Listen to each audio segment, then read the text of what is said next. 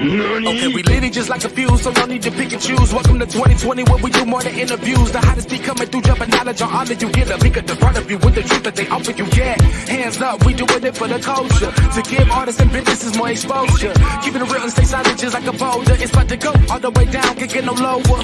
Chasing my dreams, know that they get no slower. But if I stay running, I promise they getting closer.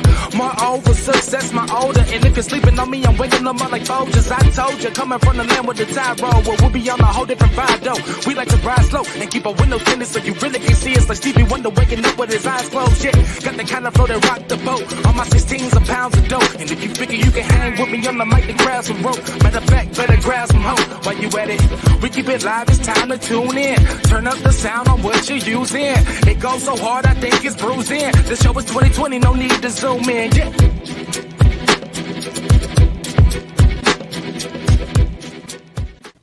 Hey, yo, what's up? It's your boy, Sir, of the 2020 Podcast, LLC.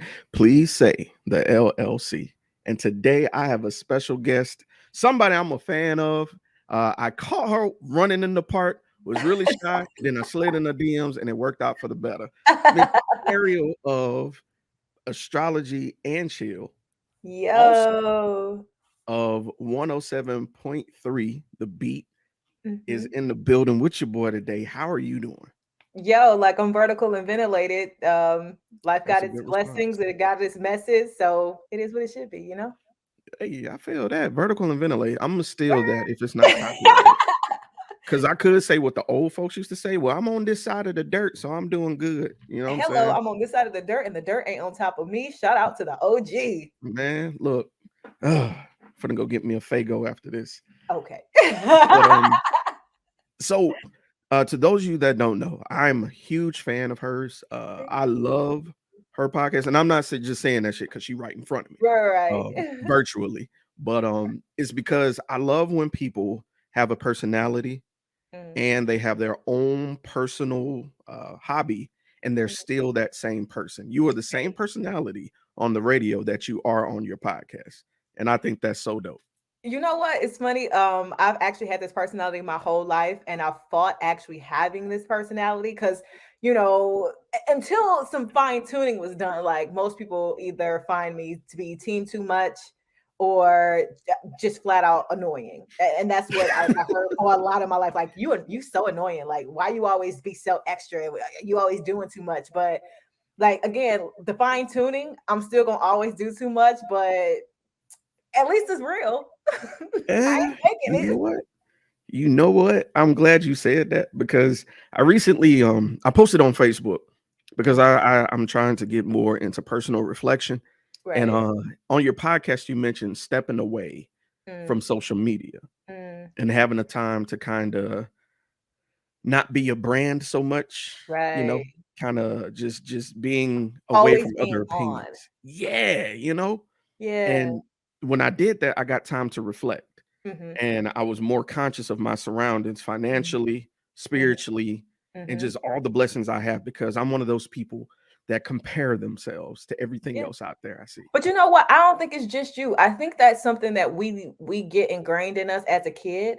Because think about how many times like we're doing something like being a kid, doing some kid shit, and then our parents turn around and go, "Do you see anybody else acting like that? Why would you act like that?" Like we learn to compare ourselves and find acceptable behavior based on the people around us very early in this life. So if somebody's like, "I don't compare myself to other people," you're a lie. You say your lies for somebody else who has not sat and studied people.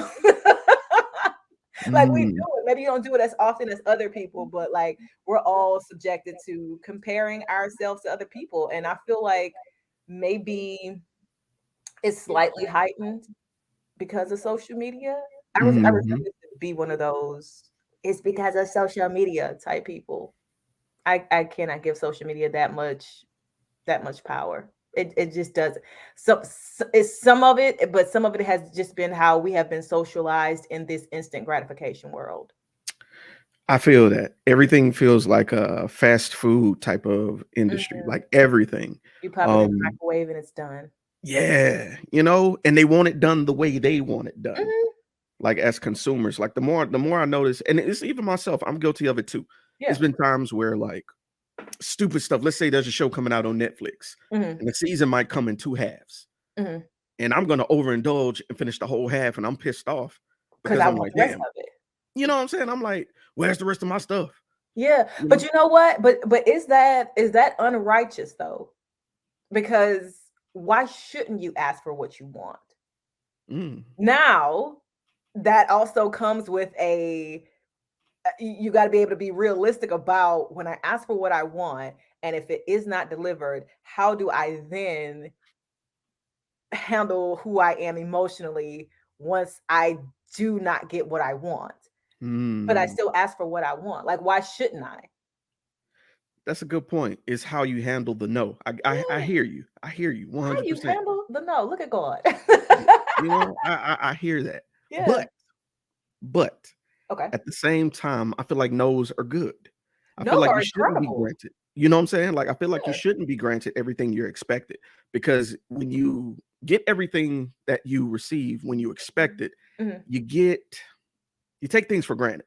You do. Naturally. You know what? Honestly, I was and I cannot remember where I read this. I was reading something about narcissistic behavior, and a lot of it stems from a child never being told no. Therefore, they have no ability to gauge rejection. And therefore, when they become like adults in this real true world where it's going to tell you no, yeah, it's not a thing. And now they have narcissistic behaviors. That makes Narcissists sense. aren't born, they're created. Mm. Yeah, that was the point of the study. And I was like, oh, that's different. I could see that, because when Yeah. when you really think and feel you're the main character of not only your story but everybody Yeah. else's story, Yeah. and inconvenience feels like an attack. Period.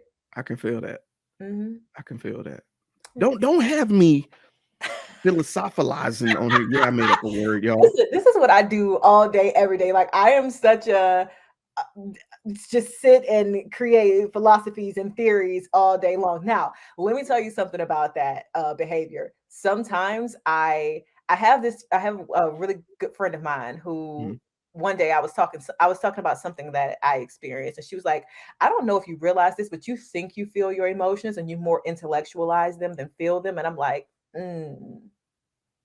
so that's a blessing and a curse, because while I may be able to, figure out and pinpoint why I feel how I feel, I didn't actually feel it. I just intellectualized it.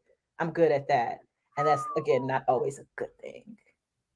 Not good friends holding up the mirror and calling you out on your shit. What? Man. Yo, listen. I am so cautious with the word friend, but I can legitimately say that woman has been my friend for 10 years.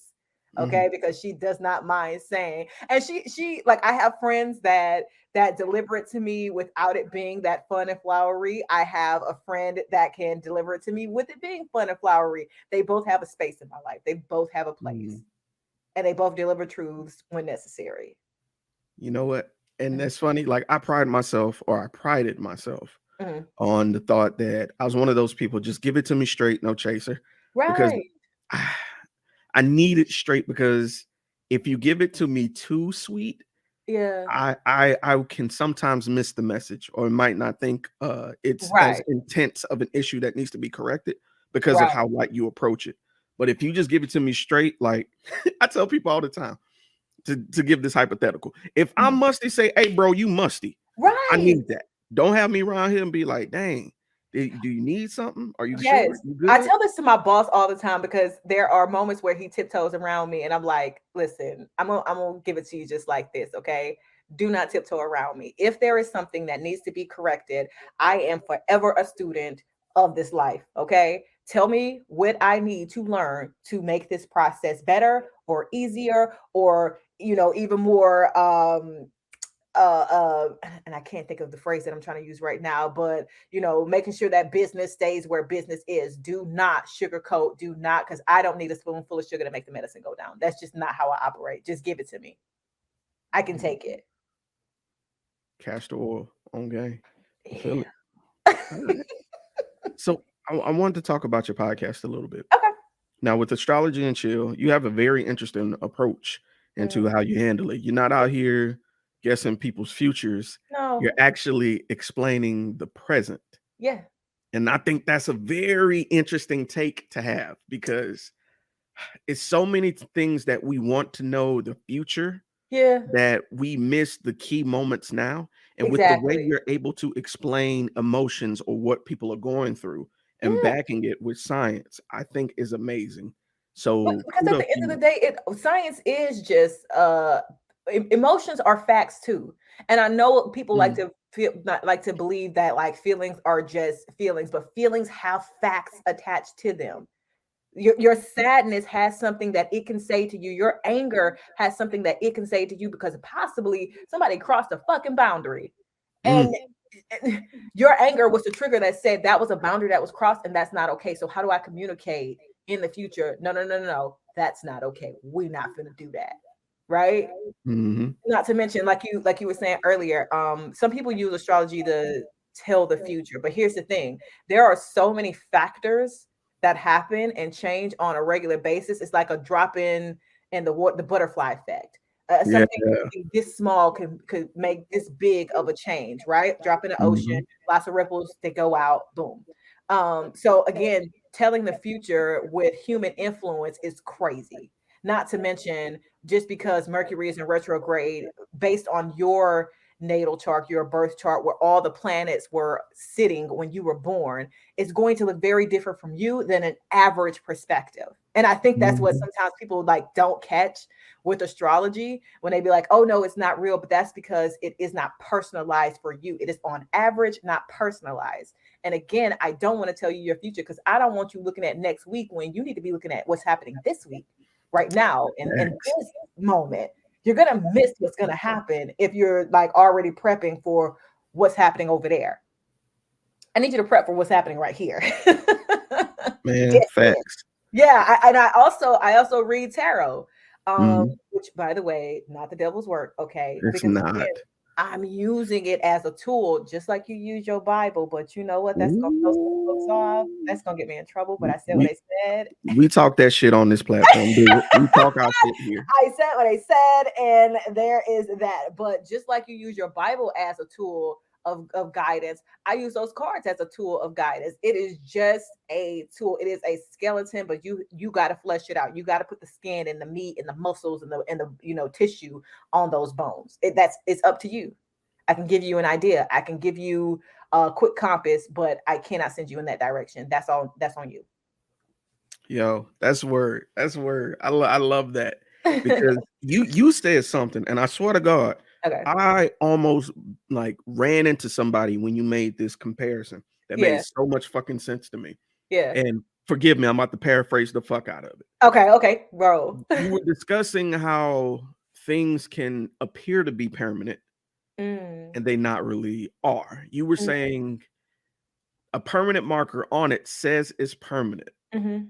But how many times have you been able to go and wipe it off certain things?